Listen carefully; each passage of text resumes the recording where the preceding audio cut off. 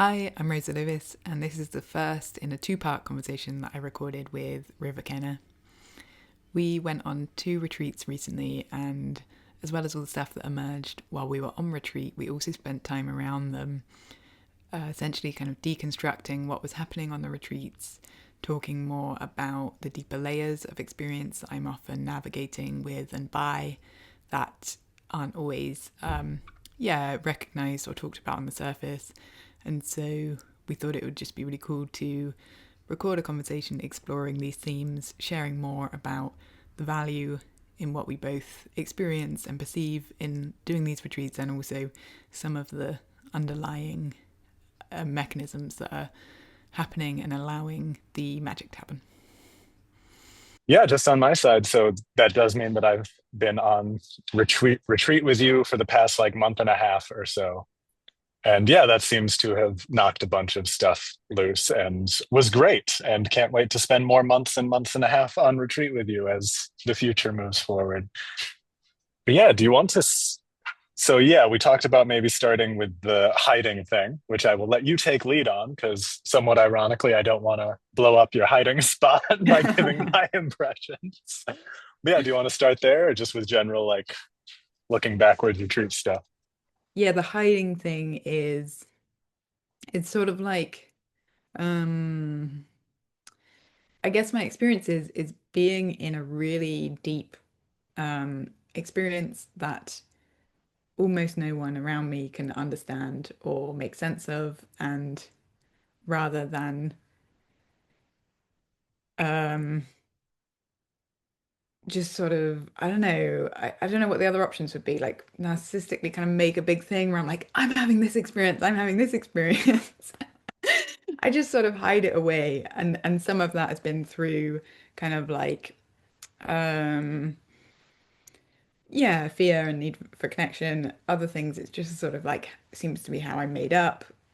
Other bits of it, I think, are just sort of like the universe kind of playing hide and seek with itself and waiting for the right moments for things to emerge. But there's just been a lot of like things not being very on the surface. And I guess what was interesting to me is that I feel like we knew each other fairly well before the first retreat, but the experience was it's sort of like I think when you saw me in a group with a bunch of people just like in my zone, there was a way that something clicked in where you were like, I can actually see something that's there, or I can uh see that I can't see a lot of it, but I can see that there's a bunch of stuff there that I couldn't see before. And I think that that was the feeling on the retreat, is something that has previously been hidden or obscured to other people was then like coming out more. Um, and yeah, I feel like there's a lot of routes we could go down talking about this, the kind of like personal journey I've been on around that and some of the challenges with it, the like beauty of having this like big unexplored or like uncharted, unmanifest maybe. It's been explored by me, but it hasn't manifested in the universe yet. Experience, and then just started to manifest a bit. Yeah, so I don't know which route is the best route to go. Yeah, we could take a few routes there. I'll just say a thing kind of echoing you and we'll see if it goes anywhere. But yeah, it was kind of striking to me that I've known you 4 years, 5 years, some number of years. And then yeah, it wasn't until the past month or so where I was like, oh, there's like a whole lot on in there to the degree that I had not foreseen previously. And yeah, just a pretty striking experience of yeah, being able to see how much I couldn't see basically. It's like I went from being able to meet like 1% Rosa to like 2.5%, but that opened up within that 2.5% is some bit of like, oh, I can see another like 50% that I can't see. Like I can tell that it's there now. I know that the dark matter measurements exist. And yeah, a lot of that was quite striking. And I don't know. I'm curious to explore a bunch more of it and very curious for you to. Yeah, that's maybe a piece that feels like part of why I'm talking to you is we've had a lot of discussions before that go some direction of you expressing that there's so much that you can't express and that you can't actually explain XYZ to people. And I feel like more recently I've started going like, okay, but try. And when you do get going, like, oh yeah, a lot of that is at least like at the very least points a very good direction, and some of it just seems quite clear. You can explain that quite well. I think one thing maybe to share as well that was interesting is that a lot of people reflected back. Yeah, so I've been gathering people's reflections from both retreats, and a few people have reflected back that the experience they had, well, basically everyone reflected back that the experience is very subtle and beyond words and hard to put into words. So we're like trying to put it into words. Um, but also a few people explicitly have said they've tried to speak to people about it and just felt like it just doesn't land. Like the people don't have the thing that it lands into. And there's something in that that's like validating. Where I'm like, yeah, that's part of it. Yeah, do you mind if we share a couple of those like anonymized or something? I can think of a couple that I've heard. I guess like my David, my partner, was with a friend and talking to him about just saying like what becomes possible when you get such a group of high capacity people and the subtle layers that open up and all. And the friend he was talking to is a yeah, like lead stuff. He's not and has a deep spiritual practice. He's not like someone who is new to this stuff, David just had the feeling that all of the subtleties of what was experienced were just not really like landing or being kind of understood. And I think that that also there's like a fractal there where David's my partner. I talk about I this is like my entire life. This is the thing I talk about. I often talk about these things all the time with him. And he also said it wasn't until we did this retreat and he really felt the way that a group can be together that he was like, oh, now I think I understand some of this. It's like there's something that you can't understand until you've been through the experience of that, like, yeah, individual and collective, kind of like subtle, energetic vibe that gets created. Um, and Yeah, there doesn't seem to be a way to bypass that, but then also I really welcome the invitation to just express directly because I do think transmission can like cut through some of this stuff. There's a way that if you're trying to explain something, it doesn't always get through, but if you can really express it from the deepest energetic place and just like let it come straight out, then some of it can come through. So I guess it's interesting to play with that.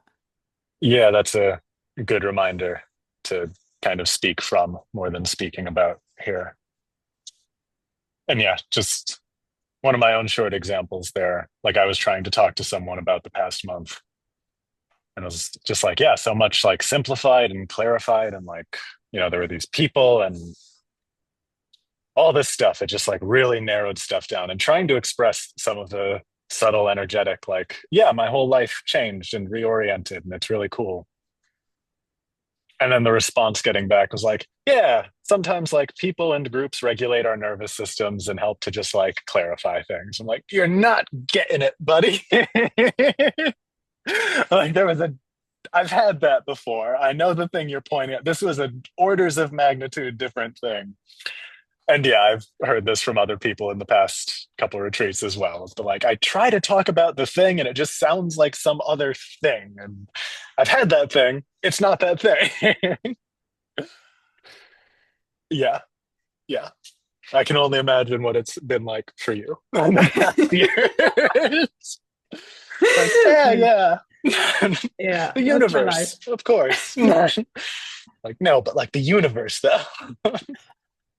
Luckily on this retreat, Rania made a bunch of art and she made that Mm, video of me with the cosmic whales, so I can just give people that.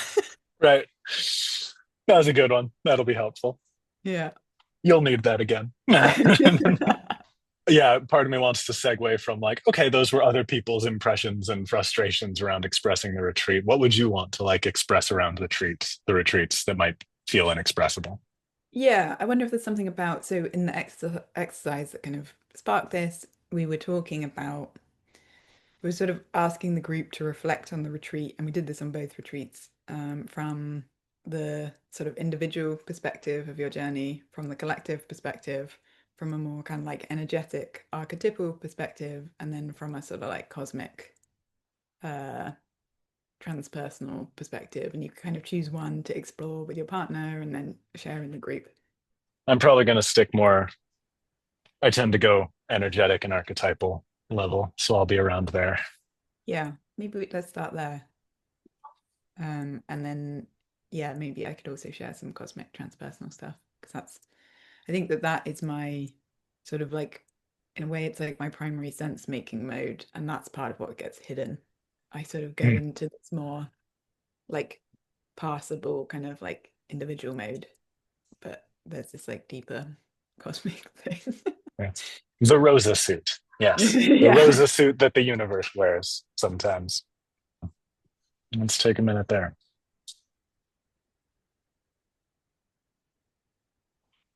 On the energetic and archetypal layer, the I'm particularly connecting to the more recent retreat, 2 weeks in Spain. And the feeling is it's like there's an energetic template for a way of being that is much deeper than most people have access to. And it's like there's two streams of process that are happening. One is people are coming into that, yeah, like transmission or sort of like field and kind of yeah, deepening into it. It's like their system meets. It's like the image I get is like holding an energetic space as an enormous amount of just like possibility and wholeheartedness.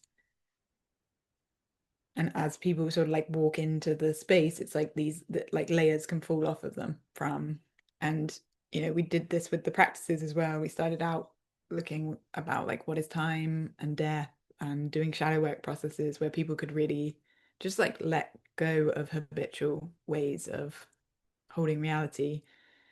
And then the thing that they're dissolving into is this sort of like energetic template that yeah, my system holds, but then also was strengthened by the fact that there were four of us on the retreat who'd been together for a month. So there was a sort of collective field and way of being that I felt was really like setting the tone and making the ground. Um, and then as well as that, there's a sort of way in which, because everyone who's coming on these retreats has like deep practice, they're also bringing their like signature and energy signature in, and it's kind of also creating something more than one person could create. It's like becoming this yeah, this sort of like dance of energetic forces, which has its own like creativity in it. Um, it's not just a sort of simple transfer of, oh, there's this way of being and you transfer it from one person to another cookie cutter. It's like there's a way of being that opens up a greater and deeper possibility for wholeheartedness, including each person coming in their sort of like sovereign expression of their true nature. Yeah, that resonates quite a bit. There's something in there, yeah, with the layers falling off, with everyone bringing their own expression, with it not just being one person's field, like getting shared and downloaded or anything. Yeah, I feel like I watched in real time, especially on the second one, as like certain people's fields went from, coming in with quite a bit of trouble and disturbance and just in their own kind of headspace. And then like within some matter of days, and then especially by the end, like people who would come in seeming like very either sad, yeah, this motion just keeps coming in. We kind of Mm. come in just like, oh, and then by the last day, it's just, ooh, yeah. And you can kind of watch not just as like, yeah, the field kind of like strips layers off of them and smooths things out, but also like takes on some of what is like their own unique flavor under whatever disturbance there was. or whatever distortion or whatever there might have been. And all of us are kind of putting in as our distortions kind of like drop and fold, and something about each of us kind of woven to the way that we treated each other and the field that was held between us. And yeah, just remembering everyone leaving and everyone just being like, okay, like everyone is kind of leaving here better than they came in very particular and recognizable ways. It's like the way that we're talking about it. I think often the feedback I get is it sounds very abstract. But there's something in that process that when people enter into this like mode that we're talking about, where the abstract becomes concrete and the concrete becomes abstract, like the two switch, and you're in a mode where the things like being in the heart or the energetic Mhm. layers peeling back, or like those aren't metaphors, those are like literal things that you're watching in real time, experiencing, can sense, can feel in someone. And a lot of it, the deepening is deepening into being able to see and perceive these like subtle mystical ways of being. Yeah, that feels like one of the huge bits is, we did a very short retreat last year, just the like 1 week in Bergerac, and then month this year, and then 2 weeks right after that. After each one of these, the perception piece has felt really, really, yeah, incredibly relevant. I'm just like, oh, I can perceive things that I couldn't perceive before about people, dynamics, about the space between us, and just what the world is like. And I was very heightened right after each retreat for a few days, and then would kind of like come back down to just somewhere a bit above the last baseline. And the baseline keeps raising bit by bit. But while in the retreat and then just after, it's notably huge shift. Mhm. Like, oh, all these things that, yeah, seem like abstractions or metaphors, or I've gotten this with some of my other work before. Like, why do you speak in metaphors? I'm like, I don't. It's a pretty direct experience. What are we talking about here? And yeah, that almost didn't occur to me, that level of it. Would it be helpful? Like, there's one like fairly direct, just like very literal experience to take this out of abstraction. Hmm. There's dozens of them. For whatever reason, the one that's coming up was I got very sick in the middle of the retreat. I have thyroid disease. I was quite unbalanced. Yeah, I had issues with the air and sun and the whole world rejecting my body. And yeah, I got into quite like fevered states, my heart rate was going wild. A bunch of stuff was off with me. And yeah, I used the metaphor on retreat of like, it was like I had a higher octave of stress response or something, where everything was still difficult. Like there was a lot of struggle. My heart wasn't doing great, but it was also all just incredibly smooth. Like all of that was just accepted. And I was just like, yeah, I can't breathe very well. And my tinnitus is like my deafness is going worse. And my body temperature is up and down throughout the day. And all of that was real and was like, in the realm of like mild medical emergency a lot of the time. And like it was just completely manageable and it wasn't like even the main thing going on for me a lot of the time in that period. It was just like, yes, that's happening. And I'm managing that. I'm working with it. I'm staying in the shade, getting plenty of water, all these other things, taking my medicines. And there's other stuff to be doing, other stuff to stay up with, and staying in the interpersonal field. And there's something there that just felt incredibly direct to me of like, oh, I've been in this situation before. And I have not, it hasn't had this like higher octave of response to it before, where it's like, ah, yes, the roughness is not gone, but the roughness is smooth here somehow. What is that? Yeah, totally. Yeah, and I think there's a way that on both this is part of it maybe pings back to the hiding piece as well. On both retreats, people at the start were reflecting like, oh, it's so unusual that we're just like clicking together so easily. Isn't that interesting? And I think there's something which is that yeah, it's very consciously designed and transmitted in the most sort of like subtle, least heavy-handed way to bring in important ways of like holding what reality is that can transform how things are experienced in a really deep way. Um, so like with the frame that everything is but in nature, and we're kind of like relating to each other in that way and really setting the tone. And it's, I guess the thing is that it's not something that I'm just like saying as a nice thing. It's like a reality for me that I'm sort of like bringing in and inviting people, like putting in the middle and inviting people to connect in that way.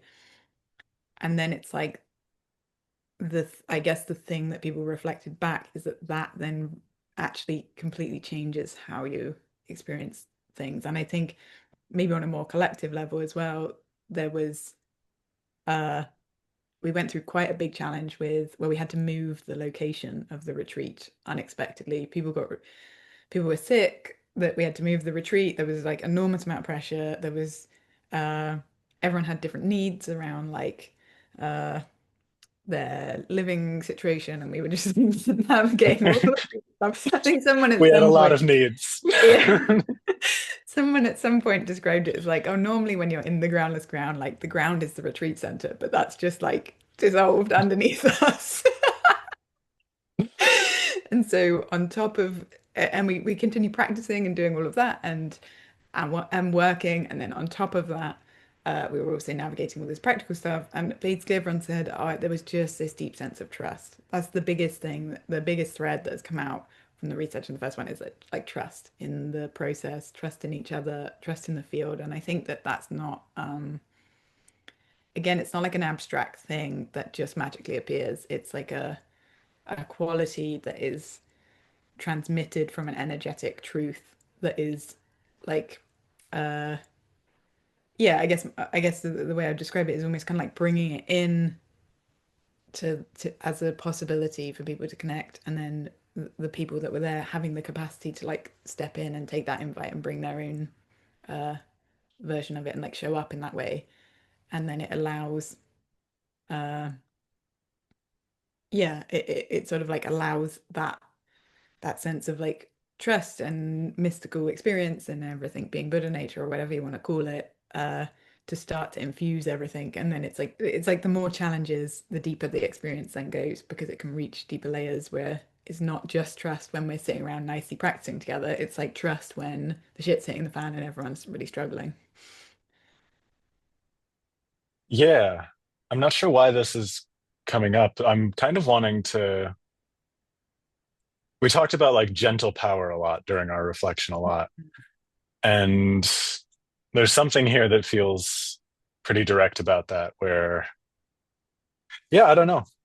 There isn't anything that I can point to directly and immediately of like, ah, yes, we like established that everything is Buddha nature and that we would have deep trust that the process would unfold and we would find a place that all of us could breathe and work and be inside and all of our many needs, like being inside and being able to breathe. um, yeah, there's nothing I can point to that's like, yeah, that was transmitted. We said that, we did that, whatever. But there was this like constant, gentle power to it. And this goes back to a lot of like what everyone seems to get out of the retreat around that subtlety of just, oh, yeah, I got a huge amount out of this. And it's so subtle, I can barely describe it. And that subtlety does not in any way mitigate like how powerful it is. Mhm. Yeah, that thread feels important to me. Yeah. Yeah, there's something I really like the phrase that you came up with, the poetic will thing, Mm. specifically around it's like how does the big, expansive, outside time, synchronous, sort of like mystical thing that is just way too big to make sense communicate with the um bit that's inside time, the bit where we're like here in human bodies doing the thing. Um yeah, and you had the phrase like the poetic will is like the communicator. And there was something there as well about a way you reflected back to me. You were sort of like seeing me work with someone, and you could kind of perceive the way in which, yeah, there's like a sort of felt reality where I'm kind of like feeling into this thing that feels bigger than time. It's like it's bigger than the present moment. It's sort of like this feeling into the universe of energetics and possibilities that is here with a person. And then there's just sort of like these little kind of, boop, oh, just like shift that a little or move that a little. Mm, Um, and there's something in the poetic will that is nice about it. It's like nudging it in the way that it wants to go in a way that is like, yeah, it's not sort of like mechanical necessarily, though there is like a deep technical understanding of kind of different layers of experience and energetics and trauma and this and that model and da, da, da, da. That's actually not where it's coming from. It's actually coming from that's sort of there in the back. That's almost in and of itself like types of poetry or something within the poetic will. Um, and it's like a little something that's quite subtle can change quite a lot when it's like the right in the same way that a line of poetry can really like mm. uh hit you hard. Yeah, I remember some of these moments. And yeah, it's striking me. I have a lot of respect for Ayurveda, and I remember it striking me what kind of what you're describing seeming very Ayurvedic to me, where a lot of like, yeah, the philosophy at least behind it is very much like you kind of want the whole system to go from like these flows to like more balanced over here flows. And you don't do that by just like grabbing one pathway and shoving it over here or anything. You do it by like subtly poking things throughout the whole system that like just kind of get it to naturally move that way. Right. There's this show Scavenger's Reign that goes through a whole you'd love it actually. But you look at these alien ecosystems and there's all these little things where it just takes this intense knowledge to like touch this, like rub this part of the tree bark in a particular way. And then this flower over here blooms and a particular nectar drips out of it. And if you haven't seen it before, it's just like, how the hell did you know to like stroke that tree bark to get that nectar to drop out there? And that's kind of how it felt watching you work in certain ways. I'm just like, wait a minute. I see that you did that. I don't know how you did that or knew to do that. That's crazy. And yeah, in ways that I think even like a couple of years ago, I probably wouldn't have even noticed that you were like Mhm. like that you stroking the tree bark and the nectar coming out were connected. And now is the first time when I've been able to like, wait a minute, you did that. How did you do that? And I want to learn. Show me the tree bark. How does Right. the ecosystem work here? Yeah. Yeah. And I guess in a way that became so that I think you sort of noticed that on the first retreat, and then you were like, I want to learn that. And so the theme for the second retreat was almost like, oh, how can we teach people this a bit and reveal Mm, more of it? And I think it was cool. We did some exercises around like perceiving more deeply, perceiving the energetic realm, perceiving the imaginal mm. realm of other people, like learning to be in that, to swim in it, and I think that that really impacted people and sort of validated people. I think one of the reasons people left, it wasn't the only reason, but one of the reasons that people left in a much better place than when they joined is because the world is not a very Mm. nice place for like mystical shamanic people. It's like really gaslighty and intense and overwhelming. And then it's like suddenly you're in a place where it's like these things are real and they exist and they're meaningful and they're valuable and we can all like sync up and attune and not just like undiscerningly validate everything, but like test with each other and play with each other and be like, oh, Yeah. I'm sensing this with you. Is that true? And kind of like, yeah, use it as a place to sync up with each other in a healthy way. Yeah, this is connected with the perception thing that people mentioned, but like a very specific part of that that multiple people mentioned at both retreats was, and that was one of my big takeaways last year, was just like it's so incredibly soothing and safe making and sane making to just be in a group field where like you're allowed to see what you see and allowed to know what you know and allowed to sense what you sense. Because yeah, the world is not very good to people who sense and see a lot of stuff like that, and you kind of just have to shove it down and go like, "Yeah, I'm probably just crazy or imagining something," or and then yeah, you step into a group of people and everyone is kind of like picking the same things out of the air, picking the same things from each other's faces, picking the same stuff. We're like, oh, no, that's objective and perceptible, and we're all allowed to like be here and perceive it and talk about it. And yeah, it's just like so weirdly healing and joyful to be in a field where a field, I keep picking, just to be in a group and to be in a place where like, oh, we can all just know that and be that and it's fine. Oh, thank God. It's like getting extra sensory organs and like finally having the other people around you like have the same sensory organs or just not deny that then those sensory organs are there. Yeah, I'm going to say one more little bit there.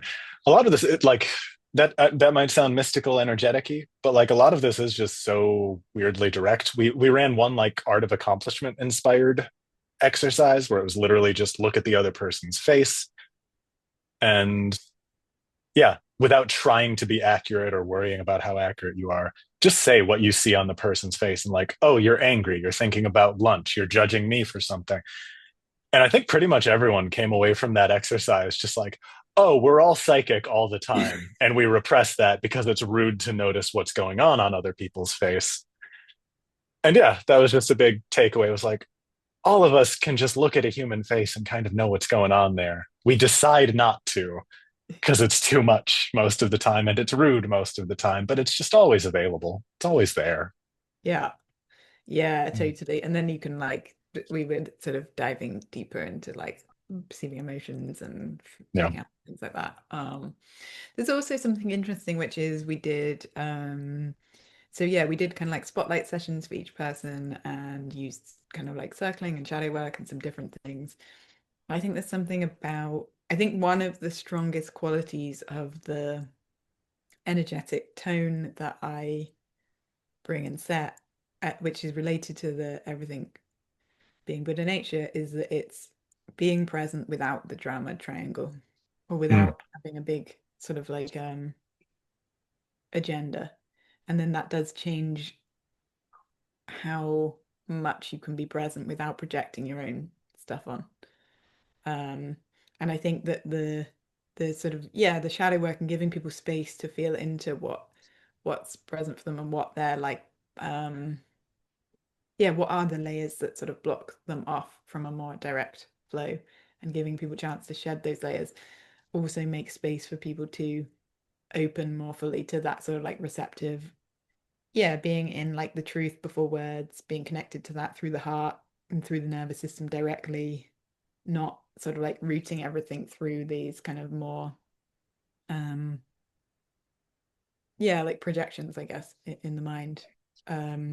When you've had a chance to heal some of the things that have put and kept you in sort of yeah drama triangle safety manager parts whatever you want to call it then there's more space for you to be in this like just in the ocean of sort of like yeah energetic truth soup that's like between everyone and around everything.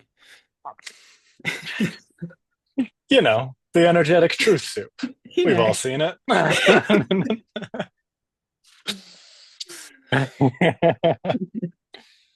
Yeah. Yeah, that hits.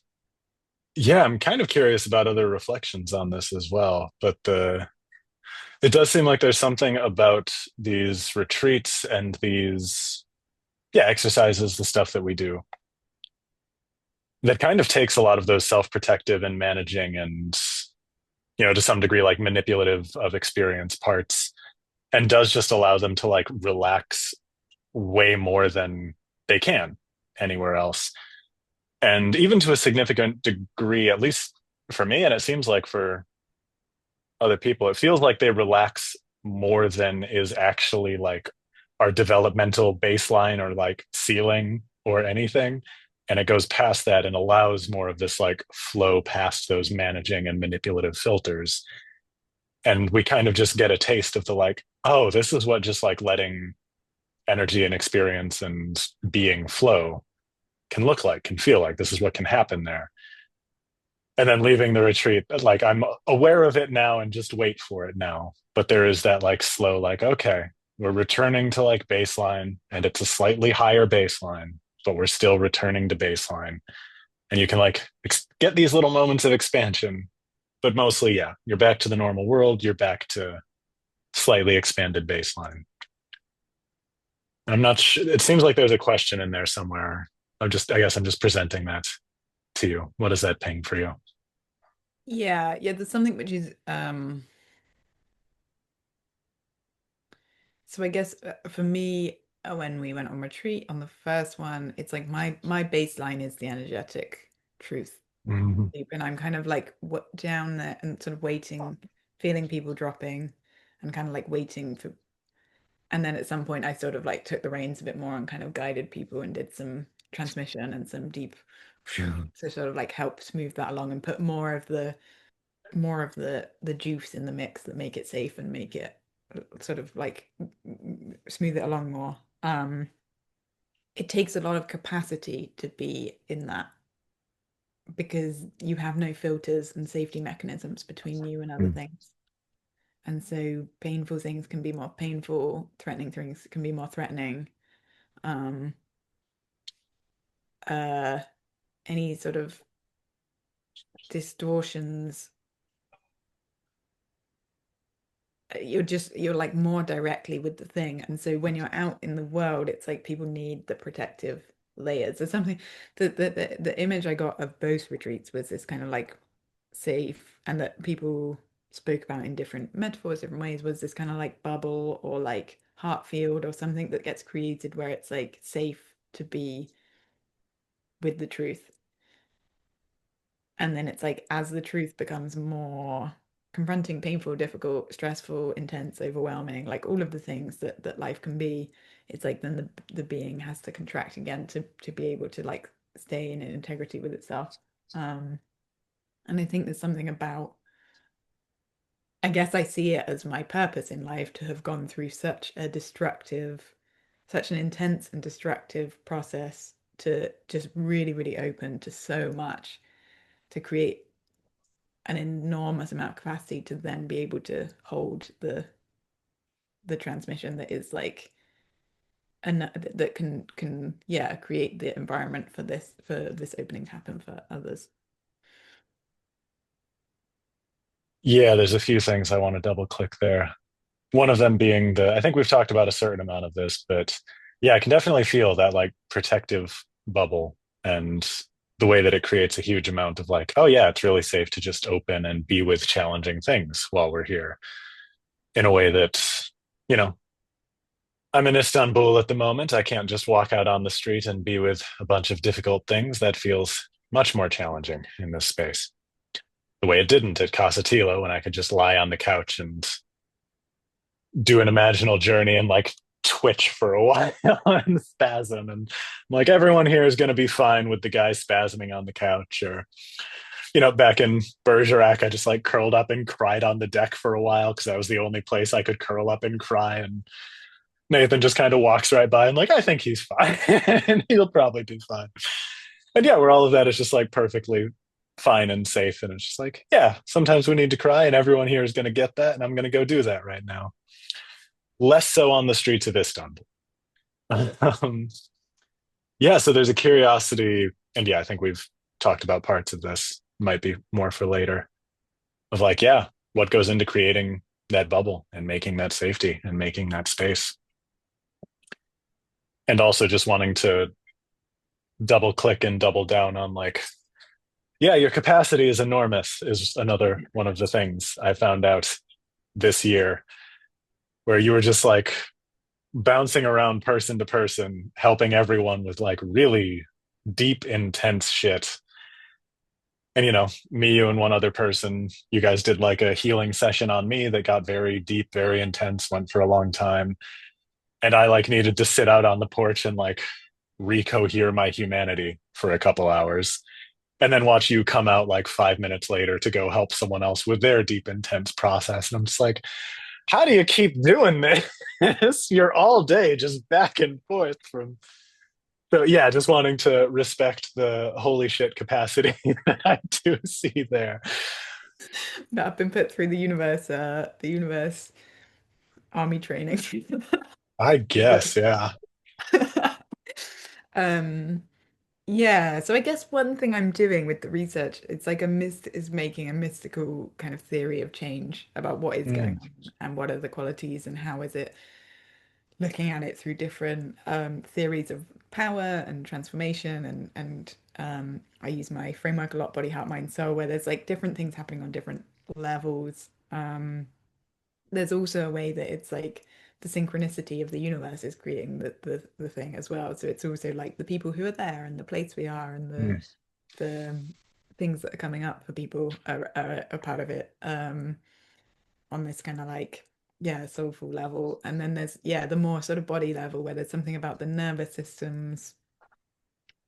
uh it's like the nervous systems know what can be held energetically and be met with connection on the other side, and then that kind of like completely changes the dynamic of if I bring in this emotion or this sensation or this experience and it's met going to be met in you with like anger or overwhelm or like just not like disconnection in a sort of um yeah harsh way, like that will impact the experience of it, whereas if I bring it up and it's met with like openness, curiosity, presence, that that means that I can be with my experience without it becoming like this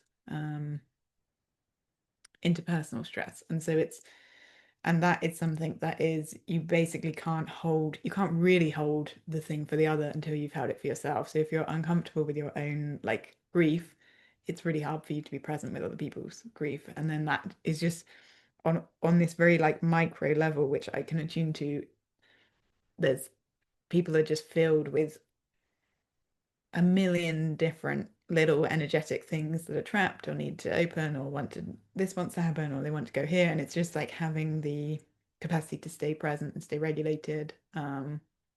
Also with that there's a nuance which is lots of spiritual spaces go into a kind of like over connected blendy thing, which is another way of sort of avoiding discomfort, where it's like we're going to make a like love soup where everyone's like we're all feeling the same and we're all so connected and we all feel so good and we all here we all are and oh just bring your things, and it's like that can be an important part to include a bit of some of that. It's a bit like doing some MDMA therapy or something. It's nice to like feel the good feelings and feel connected, but there's also I think in the sovereign part and also in the sort of practical part of the mystics, it's like the space for disconnection, difference, people to be in different realities, people to be having a hard time.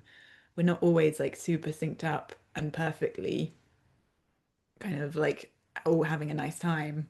There's a way that, especially with the second retreat, I could really track the form storm non-perform cycle where I could sort of feel we formed and there was a really nice like sync thing that happened, and then there was like a storm where everyone was like kind of a bit like the stages of insight where you get the dark night phases.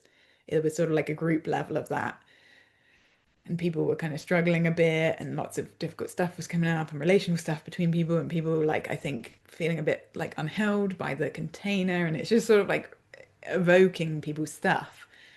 And there's just a way that like having the capacity to just like hold your nerve and be calm and be present and see the patterns of it and let it roll through and let it be present, not in a way where people have to hide it, but not in a way where you're sort of like um I don't know, kind of like wrapping people in cotton wool and being like, oh, we have to be blendy and happy and all the time, or like, oh my God, you're having a problem, we have to solve it. It's like, okay, that's coming up and that's present and um that's okay, or just yeah just like letting it roll through. That's also an important part, I think. Yeah, one of the things that you brought up very early, I think, before the first retreat was the differences between like you know, codependent, independent, interdependent, and wanting to make sure we could have an interdependent field where it's not the we all just kind of melt into each other and yeah, whatever the group needs and we'll all just that. And it's not the super independent, just like everyone off on their own.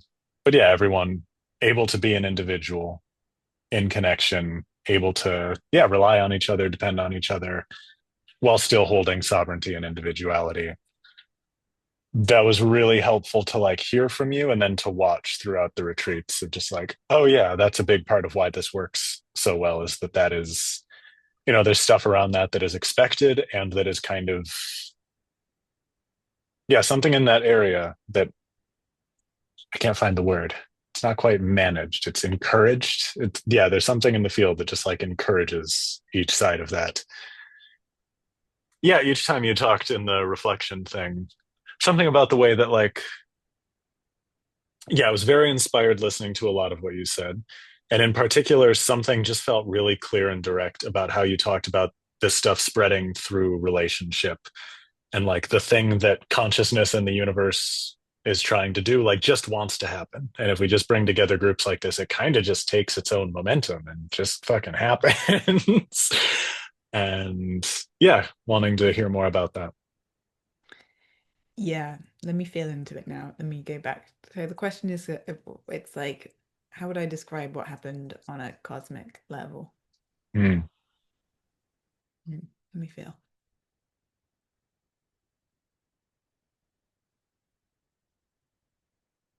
Yeah, the image I get is like it's like spring water that has been filtering through the mountains for ages, and it can the level at which it can be seen on is like fractal. So it could be like, you know, the last couple of years when these groups of people have been meeting and cohering, and then it's like finally the spring water pops out and it has all of this stuff that's been like infused in it. Could be like my whole journey that is like done a ton of like water filtering, and then this it comes out at the bottom and it's spring, and then it's like I'm able to lead these retreats and help people. Or it could be this sort of like uh cosmic layer of just like this is what the universe is. It's a like a water filtering system. It's just like all of this sort of like karma and many just like human like biological development, human development, consciousness development, practice development that's happened over thousands, millions, billions of years. It's like this filtering process, and then it comes out at the right time at the bottom of the spring, and you get this lovely fresh spring water that everyone's can drink. And I think it's like just seeing and feeling that process on, yeah, in these sort of like micro level interactions where it's like someone's shadow work process, it's like all their experience filters through and then something emerges that's like fresh. Yeah, up to these bigger like sweeping themes. And yeah, I think that that filtration process is not, it's not like, um, it happens on like a nervous system level, an energetic level, like a heart level, not abstract heart, but like really felt in the heart and through connection and transmission and receiving each other and like being with each other in different ways, where it's not a teacher at the front talking about ideas that people just get the idea and then they're like, oh yeah, it's like this way of being that has to uh yeah, have that physical process of the water going through the mountain and traveling down and then coming out in the spring. Um, and that's very just relational and yeah. Yeah, I kind of want your reaction to a thing that's been coming up for me around that of kind of just keeping a mental list of like arranging things that have been of help to me. And like way at the bottom of the list is like actual meditation retreats and like going somewhere and breathing in a room for 10 days, 10 hours a day, whatever. That's way down there. Above that is like two exercises from a book I picked up in 2021. Those did way more than the 10-day meditation retreats. And way above that is like several months of like solid like somatic meditation practice at home. That worked well. And then just like several bits above that is like these retreats that you've run, where, you know, no spoilers to anyone who wants to come or anything, but like we didn't have any dedicated meditation times in there. People would go and do their own meditation or wake up and a couple of people had little groups. But out of the exercises that we did at our mystic retreat, none of it was like meditation. And yeah, there's something in there about the way that it was so insistently relational and so insistently like in the group field. And even the things that we did solo being very much like we come together, like talk a bit and share a bit, and like, or come back at the end and like talk and share and see each other's experience, feel each other's experience. And the way that we noted on both retreats, like so much of the juiciest stuff happens between the actual events, right? People break off into dyads, triads. And yeah, I'm kind of, there's some big curiosity there where after going through a lot of these, my default reaction is like, why are we wasting so much time on meditation retreats? That is not the way to use people getting the time and energy to come together. Very inefficient use of that. And B, yeah, like why is stuff like this not more obvious or something? Yeah. Yeah. So I guess I've been on a journey with this where, yeah, maybe 6 years ago now, I was talking about this in podcasts. I was like, why isn't everybody doing this thing? It's really weird. And then one of the things I've learned on the journey is that other people don't have the capacity to hold the thing that's needed. And so you do get, pockets of relational practices and things like this, but seeing them through the eyes of being able to see all of the ways in which people get scrunched and contracted and seeing all the group dynamics, it's like most people, the range they have to move in is like this. And then when, we're on these retreats and it's like this, then yeah, so much can open up. But it actually it's like deceptively simple when you already have the capacity to hold it. It's really simple and doors just open and people uh yeah, open up and deepen and the magic happens. But then as soon as you, yeah, most people are stuck, trapped in relational ways of being that actually contract people, and so then being in silence is more expansive than being in contracted Hmm. relational states. Yeah, that makes a lot of sense. The thing that's also, yeah, more obvious as you start talking is the a certain amount of just like the economics of the situation of, yeah, to Hmm. get 50 people in a room breathing together, you don't need anyone to be like super vetted for their emotional and relational habits and how they fit in a group field. And no, it's just silent retreat, shut up and breathe for 20 days. And feel pretty much everyone can do that. And it's easier to Yeah. just like, yeah, whoever can buy a ticket, we can all handle this, come here and do it. As Hmm. opposed, and yeah, the things that we have been running economically do not work. Yeah, and also I think there's something about the water when it's higher in the mountain, like just a bunch of silent meditation kind of can lay certain groundwork that is important for this later stage stuff. It's not necessary, I don't think it's super necessary to do lots, but I do, yeah, there is a difference when people have done, done their own like personal groundwork. That also contributes to the magic happening when you get people together and do the sort of more direct Yeah. intent. Yeah. And to be fair, like most of the people who were at each of these retreats have had like a fair amount of their own meditative experience, retreats, other trainings, blah, blah, blah, blah, blah. So Mhm. it's not like that's zero or anything. Yeah. And yeah, I think and you probably, we're both probably outliers in a certain degree of how much like seated formal meditation practice is helpful or not helpful. I think Right. I'm at the Yeah. bottom end of like who that is helpful to Hmm. just because of how my system works. But I do know people who like, oh yeah, did this for a few months and changed my whole life. I'm like, that's great. Glad you did that. Yeah. Not how this thing works. No. The poorest types, where it's like The sit down and poorest. meditate for 5 minutes and your world's turned inside out. You're like, Yeah. I sat down and the universe poured through. Is that supposed to happen? Or were you focused on the tip of your nose? Was it just the tip of your nose? Yep, just the tip of my nose. Universe pouring through and a lion-headed woman staring at me for endless aeons. Is that the thing we were supposed to do? Let me consult the books. Actually, let's take a look. Uh, Yeah.